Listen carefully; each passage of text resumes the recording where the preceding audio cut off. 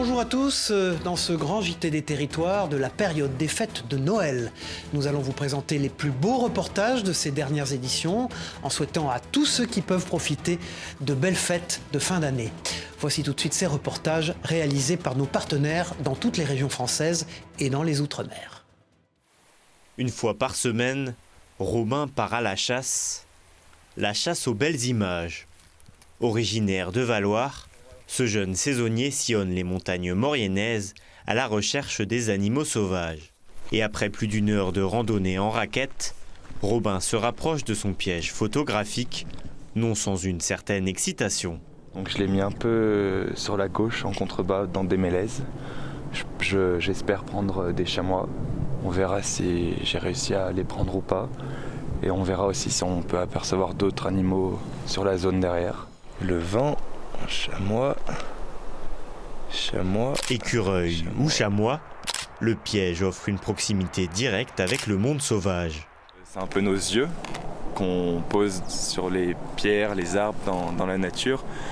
Et pendant notre absence, la faune sauvage suit son cours. Donc on a beaucoup de moments uniques, des vrais moments de vie chez les animaux, chez les espèces. Une fois redescendu au village, Robin en profite pour jeter un œil sur les nombreux clichés qu'il a glanés depuis 7 ans. Cerfs, chamois ou marmottes, les animaux capturés sont nombreux. Et c'est quand il ne s'attend à pas grand-chose que Robin est le plus souvent surpris. J'ai mis mon piège en été, j'étais pressé, je l'avais mal mis, j'étais pas content de moi. Je me suis dit, j'en suis sûr que je prendrai rien. Et c'est quand un coup je suis allé le récupérer, j'ai vu une image. Et dans ma tête, je me suis dit, c'est pas un chiot, c'est pas un renardeau, c'est quoi? Et j'ai mis la vidéo d'après, j'ai vu qu'il y avait 2 louveteaux qui étaient passés devant. Donc voilà, ça arrivait qu'une fois pour l'instant et peut-être que ça arrivera un jour. Désormais, Robin souhaiterait cacher ses pièges photographiques plus haut en altitude, là où la vie sauvage reste encore la plus inconnue. Le PGHM ou peloton de gendarmerie de haute montagne basé près de Gérardmer effectue une centaine d'interventions par an dans le massif des Vosges en alternance avec les sapeurs-pompiers. Je vous propose de les retrouver à 1200 mètres d'altitude pour un exercice de secours en compagnie de Thierry Lasson et de Denis Lequienne de Vosges Télévisions. En termes de bilan, en fait, c'est un jeune homme de 18 ans qui s'est tordu la cheville en descendant voir la vue là. Un scénario bien rodé pour des techniques de secours en montagne qui le sont tout autant, car travaillés et retravaillés chaque mois par les 10 gendarmes, dont 7 sous-officiers du PGHM de Xanru-Longemer, formés au Centre national d'instruction de ski et d'alpinisme de Chamonix, et que nous avons retrouvés ce mardi matin sur le massif des Vosges, au Haut-Gazon, à 1200 mètres d'altitude. Le peloton de gendarmerie de haute montagne, qui en alternance avec les sapeurs-pompiers, réalise en toute saison et en moyenne pas moins d'une centaine d'interventions par an. Et d'ailleurs, on a déjà commencé il y a une dizaine de jours avec 6 interventions en une semaine liées essentiellement à de la randonnée pédestre à pied ou en raquette sur des endroits enneigés. Ce qu'on constate, c'est que les gens s'aventurent sur des sentiers estivaux, donc des sentiers de randonnée qui sont balisés mais pour des activités estivales quand il n'y a pas de neige, et ils s'aventurent à pied sur ces sentiers qui sont forcément enneigés, qui peuvent être verglacés. Secouriste au PGHM, un métier passion avant tout. Ça a été un choix qu'au début, moi, je pensais pas y arriver, mais je me suis dit petit à petit, j'ai réussi à m'entraîner, à me préparer pour ça, et puis au final, ça a marché, et c'est vrai que c'est un métier. En fait, on est au boulot, mais on n'a pas vraiment l'impression d'être au boulot parce que c'est une passion en même temps. Avec les vacances de février, nombreux sont les amateurs de randonnée qui vont chausser les raquettes, et de petits conseils peuvent éviter le pire, comme d'abord se renseigner sur les conditions météo et d'enneigement. La randonnée raquette se pratique sur des sentiers balisés pour la raquette. Ne pas s'aventurer sur des randonnées avec des balisages estivaux, donc pour l'été, parce que c'est des sentiers qui sont très escarpés, et en raquette c'est difficile d'y progresser. Sans oublier de transmettre votre parcours à une personne qui, en cas de retard suspect, pourra alerter les secours. Voilà, et puis vous avez peut-être eu le privilège de le goûter, Le meilleur macaron citron du monde est français. Il est fabriqué dans la Loire par un atelier et a récemment été récompensé par le prestigieux prix Great Taste avec une distinction de 3 étoiles. Ce macaron reconnu pour son excellence a séduit tous les experts gastronomiques. Pour notre partenaire TL7, Céline Ercilia s'est rendue à Roche-la-Molière pour rencontrer Franck Deville et découvrir les secrets de cette création. Regardez. Voici le meilleur macaron au citron du monde. À peine élu et déjà estampillé au nom du Great Taste. En avril dernier, Franck Deville a présenté sa création aux 500 membres du jury de professionnels du concours à Londres.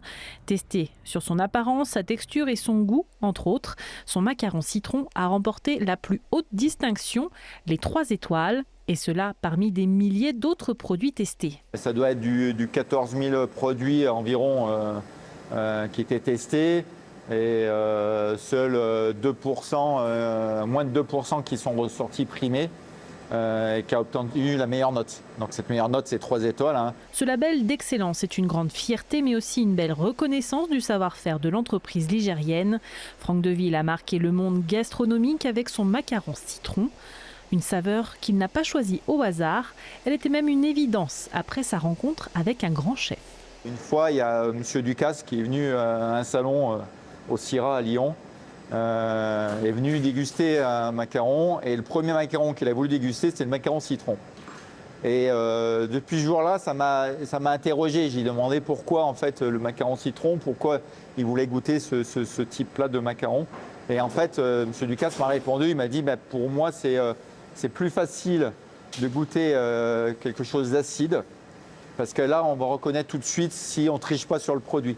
Si les concours ne sont pas un objectif pour le chef d'entreprise, Franck Deville pourrait retenter l'expérience sur de nouvelles saveurs qui mériteraient elles aussi de se retrouver sur les meilleures tables du monde. Le boyau-thon, cette recette à base de tripes de poisson, doit son histoire à une ville, celle du Prêcheur, et à une activité, celle de la pêche. Une plongée culinaire proposée par Johan Charpentier Titi pour la rédaction de Via ATV, en Martinique bien sûr. Jean-Guy n'en est pas à son coup d'essai. Le boyau-thon, il est tombé dedans quand il était petit. Un plat qui l'a toujours fasciné, au point d'en percer les moindres secrets. J'étais très observateur quand j'étais gamin. Et je regardais comment il faisait.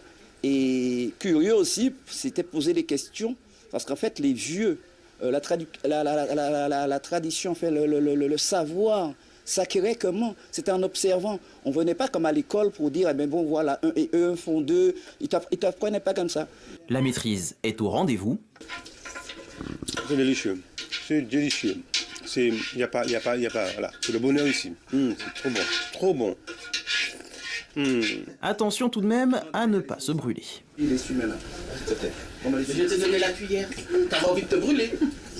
Le boyau-thon, plat incontournable du Prêcheur, et comme toute bonne recette traditionnelle, elle a ses origines. Il ne faut pas oublier que quand les pêcheurs du Sud venaient pêcher au Prêcheur, ils partaient pour la semaine. Il fallait donner à manger à ces gens parce qu'ils entraient très tard, c'était à la voile, quand il n'y avait pas de vent, ils étaient obligés de rentrer sur le Prêcheur parce qu'ils venaient pêcher tout au nord.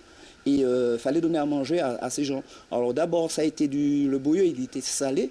Et un jour, trop de monde, elle a essayé cette recette, le boyau-thon. Clin d'œil à l'histoire, Yasmine, femme de marin pêcheur, est venue de Sainte-Anne pour déguster un bon plat de boyau-thon. C'est une spécialité du Nord, nous on ne fait pas ça, on ne connaît pas du tout. Mon mari est marin pêcheur pourtant, mais on veut vraiment goûter. Alors on a retenu chez un vrai pêcheur et un autre à Mélodie, tu sais, au restaurant. Comme ça on va pouvoir comparer un petit peu. Et chaque année on va goûter à d'autres. Pari réussi pour les Préchotins, leur recette emblématique attire toujours autant les foules. Comment transmettre la passion agricole aux jeunes générations? Vaste question. Dans les Vosges, cette ferme fait découvrir aux plus petits le métier d'agriculteur. Près de 1700 enfants ont déjà été accueillis et les exploitants agricoles ne manquent ni d'idées ni d'envie. Vous allez le voir, un reportage de notre partenaire sur place, Vosges TV. Les agriculteurs d'un jour prenaient leur rôle très à cœur ce matin-là du côté de Porcieux. À la ferme de la Prairie, la transmission est l'un des mots-clés. 5e génération à rejoindre l'exploitation. Eva est revenue après des études dans un tout autre domaine pour aider son père qui a repris il y a une quinzaine d'années la ferme familiale. Avec toujours cette volonté de transmettre, elle a apporté une dimension pédagogique à l'exploitation. On a des premiers enfants qui viennent voir, j'en ai un qui a fait son anniversaire, qui veut devenir vétérinaire, j'en ai d'autres qui me disent moi je veux faire comme vous, agriculteur, je veux m'occuper des animaux. J'espère que ça peut créer des voies, j'espère des vocations, des choses qui peuvent leur plaire. Moi j'essaye de leur montrer le bon côté comme le mauvais côté des choses, parce que le métier d'agriculteur aujourd'hui il n'est pas facile, mais c'est vraiment le plus beau métier du monde. Et je le conseille à tous les enfants qui peuvent venir chez nous. Et on la pousse. En quelques mois, plus de 1700 enfants ont été accueillis. Si aujourd'hui, lapins, vaches, chèvres et chevaux notamment se côtoient, ça n'a pas toujours été le cas. Alors à l'époque du coup il y avait des chevaux forcément parce qu'on travaillait encore avec les chevaux, mais c'était tendance quand même élevage, donc laitière. Je me suis plutôt lancé au départ dans la pension de chevaux. Nous avons 30 chevaux, une cinquantaine de vaches, donc nous avons aussi bien des charolaises, 45 charolaises, nous avons 3 vosgiennes et nous avons aussi une petite troupe de Highlands. La ferme de la Prairie, c'est aussi une attention particulière à la biodiversité. Aucun pesticide n'est utilisé sur les sols, un système d'irrigation naturelle a été mis en place et des arbres plantés pour créer de l'ombre sur les parcelles. Aujourd'hui, pour se développer, Daniel et Eva ont encore plein de projets. On a l'envie en fait de s'installer en maraîchage, donc on a trouvé quelqu'un pour nous aider à faire du maraîchage, donc diversifier puisqu'on a bien vu qu'avec la clientèle qu'on a eue, on a de la demande. Se développer tout en ayant dans un coin de la tête cette transmission et pourquoi pas faire naître des vocations. D'ici quelques mois, des gîtes insolites permettront aux visiteurs de prolonger encore un peu plus leur expérience à la ferme. Nous restons dans les Vosges où dans le petit village de Saint-Plaché, une retraitée incarne la passion du goût. Membre du club des goûteurs Aldi, Françoise reçoit des colis mystères pour évaluer les produits proposés en magasin. Une aventure gourmande et sérieuse en même temps à découvrir dans un reportage de Christophe Buchet. Regardez. Non, je la vois toujours pas. Non, qu'est-ce qu'elle fiche ? Pour Françoise, c'est un grand jour. Elle a convié sa voisine et amie Martine pour une dégustation surprise. Elle attend un coffret par la poste, sans rien savoir de son contenu. Parce que du coup, tout le monde ne reçoit pas le même colis. Non, ma belle. D'accord. Sur le site du club des goûteurs, créé par l'enseigne Aldi, les membres postent les photos des derniers colis reçus. La postière arrive pile à l'heure du déjeuner. Et voici le coffret catégorie senior. Regarde, le foie gras, trop bien. Du foie gras, de la confiture de figues, du chocolat, des amandes, des toasts, un panier varié qu'il va maintenant falloir goûter et évaluer. Le foie gras, par contre, ça ne s'étale pas, ça se pose. Avec la confiture de figues et les toasts, ils vont juger 3 produits de l'enseigne en une dégustation. C'est vrai qu'avec le foie gras au-dessus, la figue ne l'emporte pas. Le toast est grillé sans plus, mais juste ce qu'il faut. Ce que j'aime bien avec le foie gras au-dessus, c'est que tu as le foie gras au palais, les produits de la viande utilisés ou les épices, il n'y a rien qui emporte. Coût de la verrine, 14 €.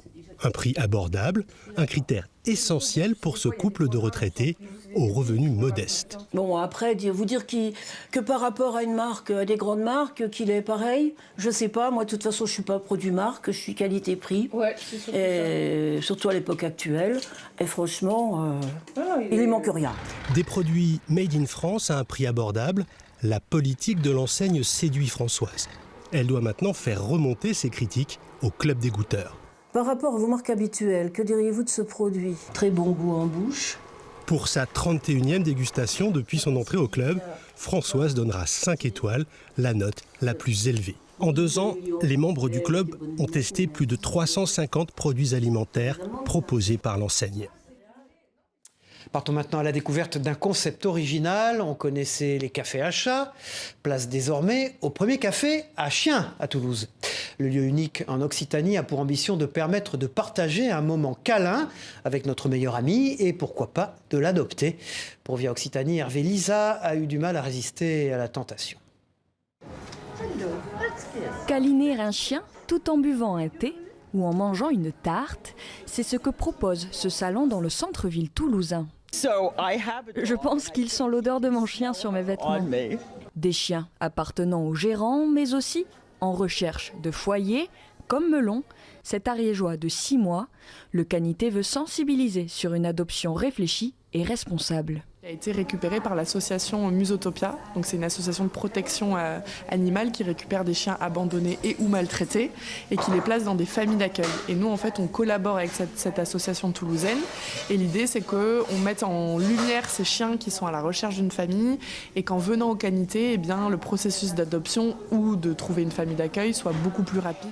Pas question de chouchouter ces animaux n'importe comment, sur chaque table, une charte sur le comportement à adopter. On parle un petit peu à la place du chien pour que ça soit mieux perçu, comme par exemple laisse-moi venir à toi, ne m'appelle pas plusieurs fois par mon prénom, j'ai la tête qui tourne, pour que les gens en fait se rendent compte que ce sont des animaux, des êtres vivants et qu'il y a une façon de s'adresser à eux et que ce ne sont pas des peluches. Un concept dans le respect de l'animal qui séduit la clientèle. Ça m'a tout de suite plu de savoir qu'il y avait des chiens, qu'on pouvait passer du temps avec eux dans un café, pouvoir travailler. C'est toujours agréable de venir manger dans un salon de thé et en plus avec les chiens ça rajoute un petit plus. Moi j'adore. Et pour ceux qui souhaiteraient amener leurs chiens, des ateliers spécifiques sont programmés. 2 fois par mois environ, on organisera un événement canin.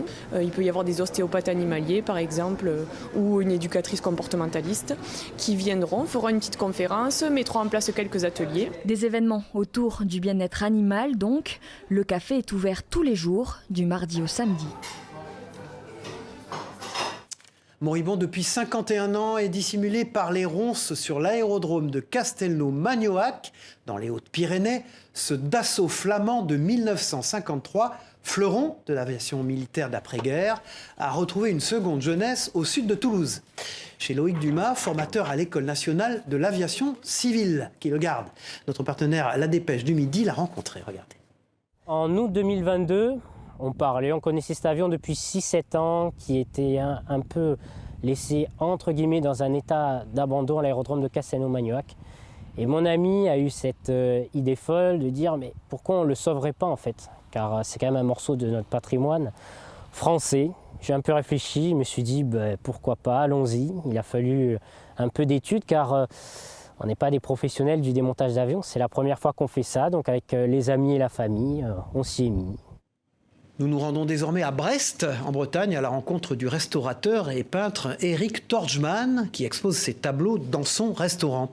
Cet artiste formé de manière autodidacte s'est même fait repérer par le comité de sélection de l'exposition Art Capital, qui lui a proposé de présenter ses œuvres au Grand Palais. Un reportage de Maël Delmure pour TBO sur place. Moi, en fait, je suis complètement autodidacte, tu vois. Que ce soit en cuisine, que ce soit en peinture. Parce que la cuisine et la peinture, c'est la même chose. C'est créatif. Eric Torgman, restaurateur chez Zaza à Brest et artiste peintre. Un midi, je suis dans la cuisine.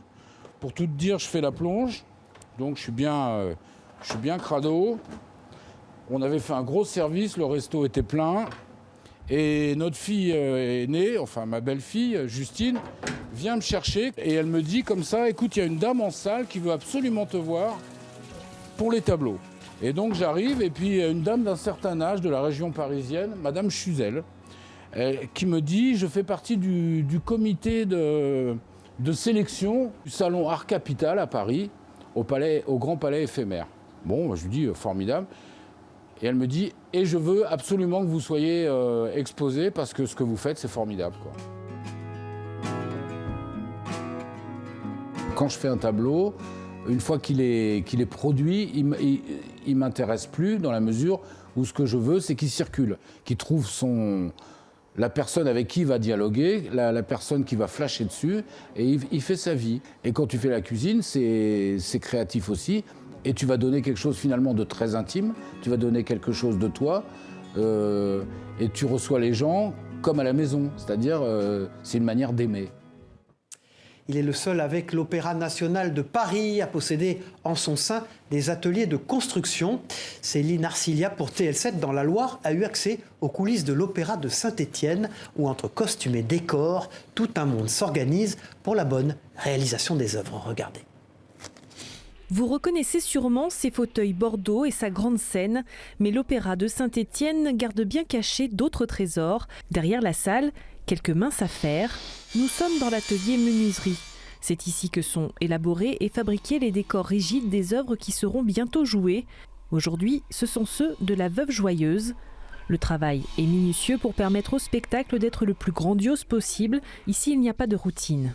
Moi, ce qui m'intéresse, c'est de travailler auprès de personnes créatives, comme des scénographes, des metteurs en scène, et d'ajuster selon les contraintes techniques. Que les projets soient sans cesse renouvelés, c'est quelque chose qui est dynamisant, c'est-à-dire qu'on n'est pas amené à faire tout le temps la même chose. Juste à côté, on travaille le métal. Un peu plus loin, les décors sont peints avant d'arriver enfin sur scène pour le montage.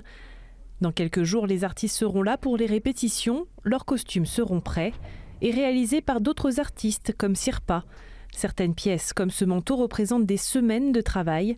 Et si l'esthétique est important, il faut aussi broder avec certaines contraintes techniques. Des robes qui a une traîne ou le manteau qui est lourd en fait, tout simplement. Donc c'est bien réfléchi, très précis. Avoir ces ateliers au cœur même de l'opéra est une particularité stéphanoise. C'est unique en province. Un atout pour gérer les coûts, pas plus de 70 000 € pour la partie décor et costumes. Et cela permet de proposer des œuvres made in Loire. Alors c'est une très grosse force parce que ça permet à l'Opéra de Saint-Étienne de produire ses ouvrages lyriques. On en produit en moyenne la moitié, voire un peu plus chaque saison. À Saint-Étienne, on peut donc voir des interprétations d'œuvres uniques, des œuvres qui s'exportent ensuite et participent à la renommée de Saint-Étienne. L'Opéra de Saint-Étienne fait partie des grands opéras français. On a des coproducteurs qui sont des coproducteurs de renom. Le Théâtre des Champs-Élysées, le Palazzo Bruzzane sont des maisons évidemment de très haut niveau et l'Opéra de Saint-Étienne fait partie de ces grandes maisons. Un succès évidemment aussi local. La salle enregistre plus de 90% de fréquentation à chaque représentation. Avis aux gourmets dans ce journal. Regardez ce village près de Chamonix où cet ancien relais de poste est devenu le site et la propriété d'un jeune chef cuisinier. Grâce à ses nombreuses expériences passées, il propose une cuisine tout en finesse et en surprise. Un reportage de Sébastien Germain pour notre partenaire 8 Mont-Blanc.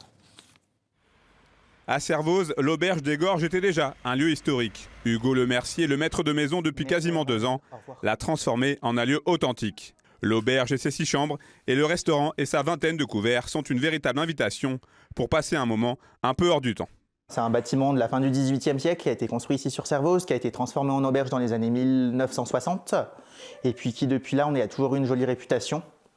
Et oui, c'est vrai que c'était un challenge de reprendre et puis de faire briller cet établissement. Puis je suis tombé sous le charme du village de Servoz, dans la vallée de Chamonix, parce qu'on est vraiment bien. On n'est pas loin de tout, mais on est au calme. Et puis c'est vraiment un établissement saisonnier où on a de l'activité toute l'année, avec la chance qu'on a d'être au pied du Mont Blanc. Et c'est vraiment pour ça que je me suis installé ici. Retrouver le jeune chef au Savoyard à la tête de cette institution n'est pas réellement une surprise, tant son parcours est jalonné d'étapes diverses et variées. D'ailleurs, sa cuisine raffinée est un savoureux mélange de savoir-faire local et d'inspiration étrangère issue de son parcours. On est sur une cuisine de produits locaux, des cuisines de poissons de lac, de produits de légumes de la région, au maximum de nos fromages aussi, fromages de Savoie et de Haute-Savoie. Et puis après, que je vais venir twister sur certains plats avec des choses issues de mes voyages, de mes expériences, notamment de l'Inde. De ses expériences passées, au Royaume-Uni, en Suisse ou encore à Dubaï, Hugo Le Mercier a gardé l'exigence inhérente à ce métier, assaisonné d'un brin de folie et de surprise. En effet, à l'auberge des Gorges, le menu se commande à l'aveugle. On va commencer avec une huile flottante ce soir, mais salée. Vous allez retrouver une petite sauce dans l'esprit d'une crème anglaise, mais à l'ail. Il y a le premier menu essentiel qui est en 3 plats, le deuxième en 5 plats, menu expérience, et le dernier menu, l'expression, qui est en 8 plats. Voilà. Et là, c'est vraiment un concentré de tous les produits locaux de la région du moment. Île flottante salée, lentilles façon risotto ou encore butternut en dessert. La cuisine originale d'Hugo Le Mercier est un régal pour des papilles curieuses de nouveautés. Et 2 ans après s'être lancé dans cette aventure un peu folle, le jeune chef est convaincu qu'il est dans le vrai avec ses idées. J'ai vraiment réussi à monter un petit peu en gamme, à faire vraiment ce que je voulais, à faire une jolie table gastronomique. J'aime pas dire gastronomique, moi je dirais épicurienne, une jolie table épicurienne où les gens viennent, on est ouvert que le soir et le week-end pour le déjeuner. Le travail d'Hugo Le Mercier et de son équipe semble porter ses fruits, puisque l'auberge des Gorges est déjà référencée au niveau national. Une première reconnaissance qui en appellera peut-être d'autres. Accompagner les futures mamans dans leur grossesse par des cours de danse, l'idée fait son chemin, comme nous allons le voir dans l'Aube, où 3 femmes enceintes inauguraient ce premier cours de danse périnatale. Des vertus tonifiantes pour le corps et un moment privilégié pour ces futures mamans. Notre partenaire Canal 32 a rencontré Amandine Jeanne, professeure de danse et elle aussi maman. Elles ont 7, 8 et même 9 mois de grossesse. et ont pris rendez-vous pour un cours de danse un peu particulier. Ce samedi après-midi, dans cette salle de Saint-André-les-Vergers, le créneau est réservé à la danse périnatale. Un projet qui tenait à cœur à Amandine Jeanne, professeure de danse. C'est une idée qui trottait dans ma tête depuis la naissance de ma fille, mon deuxième enfant, en 2021. En fait, moi, j'ai fait du yoga prénatal, postnatal, et d'avoir une activité tout le long de ma grossesse, ça m'a vraiment aidé à récupérer après. On soulève le genou. D'abord les étirements, suivent les mouvements de balancier au son de la musique tahitienne, de quoi tonifier les muscles. Certaines parties du corps, comme le périnée, sont particulièrement sollicitées. Ça permet d'avoir un temps pour respirer, pour s'étirer, pour relâcher les tensions, mais aussi pour tonifier tout le corps, pour activer la circulation sanguine, parce que c'est très important quand on est enceinte. Naomi attend son deuxième enfant.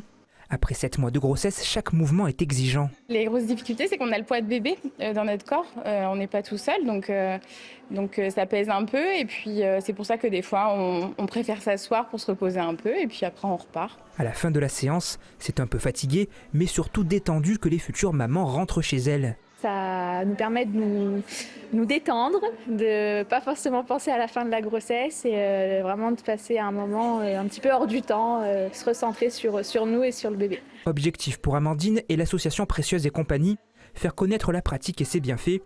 Une séance sera ouverte chaque mois. Au revoir à tous et merci d'avoir suivi le grand JT des territoires avec les plus beaux reportages de nos régions françaises et d'outre-mer. On se retrouve très vite pour une nouvelle édition. Au revoir.